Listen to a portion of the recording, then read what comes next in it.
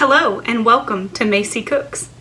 It's Valentine's Day weekend, so I've got a bolognese sauce rolling for dinner, but I wanted something special for dessert, and it kind of got me thinking.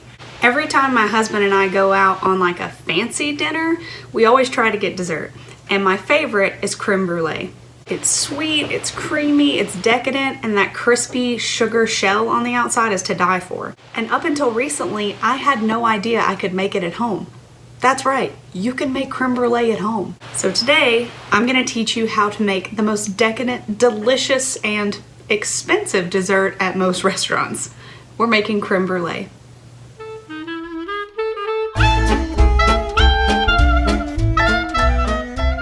Now before we get started, thank you so much for visiting my channel, and if you're new here, make sure to hit the subscribe button and also that little bell so you can get notifications for recipes that are upcoming, like my bolognese sauce. Good thing about crème brûlée is it's super simple. As far as ingredients goes, it's only a few, but there are a couple things that you will need that are special that you may not already have. So let's go over those. First up are some ramekins. Not only are they adorable, and there's other things you can use them for. In fact, sometimes I use them for prep for my videos, but they're perfect for crème brûlée. You want it to be high-sided, you want it to be oven safe, and also it helps if it's dishwasher safe. Also, for the ramekins, you're going to need some type of high-sided dish to fill with water, because this is going to be cooked very similarly to a cheesecake if you've ever done that before. I've seen sets sold together online, and I'll link some in the description. But if you don't have a designated little basin for it, you can use anything. I mean, I'm using a baking dish. Last up is one of my favorite kitchen tools, a torch. I'm going to move these out of the way and then show you the ingredients. All you're going to need are 6 large egg yolks, 2 tablespoons of vanilla extract, the good kind, a cup of granulated sugar, and a quart of heavy whipping cream, or 4 cups. To a medium saucepan, we are going to add our 4 quarts of heavy cream. Set your burner to medium, and then add your vanilla extract.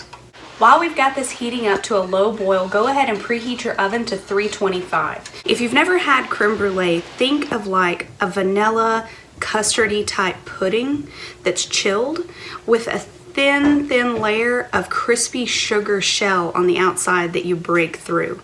So this heavy cream is going to be the main base of that custard, but there is something else that needs to happen, and I'm going to show you that now.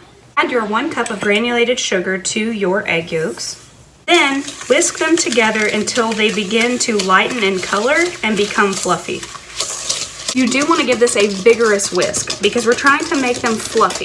It's not going to take that long, just a couple minutes, but you're certainly earning the right to eat some crème brûlée after. It took only about 2 minutes, but my egg yolks have come to the consistency I'm looking for. They're creamy, they're light yellow, and they are thick with sugar. Fun fact, July 21st is actually National Crème Brûlée Day. And I'm happy about that we've dedicated a whole day of the year to crème brûlée. I mean, I guess it could be considered sacrilege that we're making it for a Valentine's Day video, but I mean, it's just another excuse to brûlée. You want that cream to be hot but not boiling, and then once it's reached that temperature, you're going to kill the heat, set it aside, put some foil over the top, and let it rest for about 15 minutes. Reason being is if you were to add it directly into the eggs, well, you'd get scrambled eggs, and no one wants a scrambled brûlée. Gross. We are not looking for a rapid boil on this heavy cream. In fact, we're wanting it to just have tiny bubbles on the top and be steaming. So we can go ahead and kill the heat at this time. Set it to the side and let it hang out for about 15 minutes covered in foil.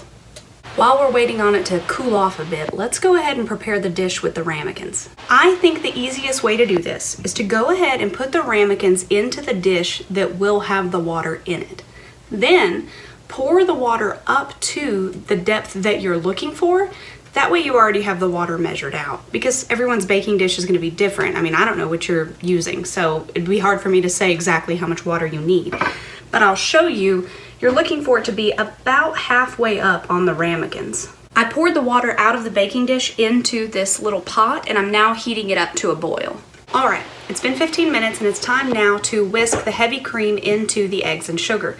Now it's very important to do this slowly because we want to make sure that it all gets incorporated evenly. If you've done a process like this before, perhaps with like a mayonnaise or an aioli, then you know you need both hands, one for pouring and one for whisking. So I want to show you a trick of something you can do with the bowl in order to hold it steady.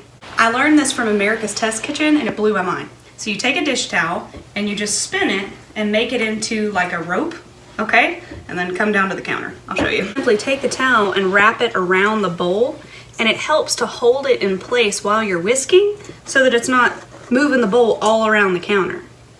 Begin drizzling the heavy cream into the eggs, whisking as you go. Now, for the fun, if a bit stressful part, we have to transfer that liquid into those tiny ramekins. One time, I tried just pouring it out of the bowl, like an idiot, and it sloshed everywhere. So my biggest tip is get a ladle.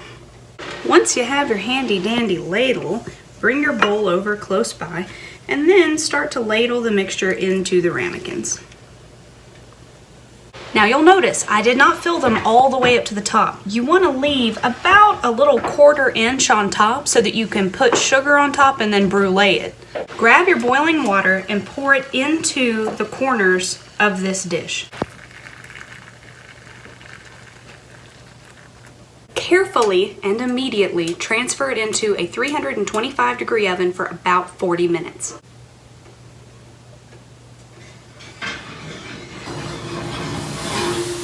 They are out of the oven, guys, and I will tell you they are hotter than the 7th circle of hell. So let them cool until they are all the way cool. It could take up to an hour. It's been about 40 minutes and they've cooled down enough to handle them. I pulled them out of the water and then I transferred them into the refrigerator. I'm gonna let them sit there for about another 40 minutes to an hour until they are completely chilled and set. Yes, you gotta see this. Get over here. Look at this meat sauce, guys. Subscribe! Subscribe! Subscribe! Why can't you find a good box anymore? And why haven't you subscribed? Sorry, that made me go Jerry Seinfeld, but seriously, subscribe. You need to know how to make this sauce. Oh, hello. You caught me smoking. Welcome to my Fireside Chat.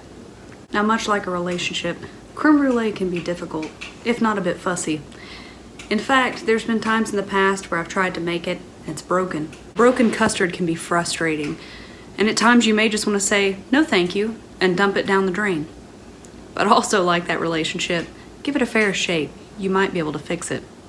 If while you're making your custard you see after taking it out of the oven that it looks grainy or even a bit lumpy, it could be broken. Now what this means is that the custard got too hot too quickly and actually scrambled. There is a solution. If you have an immersion blender or a whisk, remove the liquid from the ramekins, pour it into a large bowl and whisk it or immersion blend it until smooth. At that point, transfer it back into the ramekins, let it sit at room temperature until it's set up enough to put into the refrigerator, and then chill it overnight. Now, I'm not saying the solution will work every time. It's kind of a toss-up, just like a relationship. This has been a Fireside Chat with Macy. Happy Valentine's Day, y'all.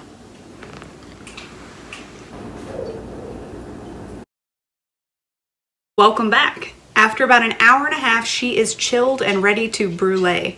Shall we? Okay, so I think the best way to do this is to take a spoonful of sugar and just start drizzling it across the top, turning the creme brulee as you go. Resist the urge to make it too thick because if you add too much sugar, it won't crisp up correctly. Grab your torch and go to town.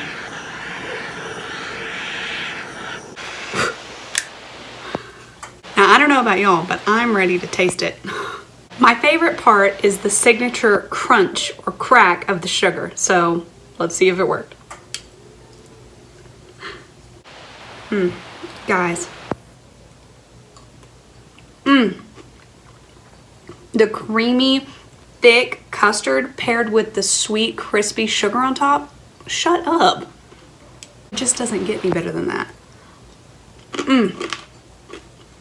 I wish I could fully show you just the creaminess of this custard, but I'm telling you, it is delicious. The mouthfeel is exceptional. Look at the color we were able to get on that sugar. I'm telling you, torching is the way to go. Now, you really need no excuse to make this, but Valentine's Day is a perfect day for it, if not July 21st. My apologies again to Jerry Seinfeld for the horrible impression, but seriously, Jerry, subscribe.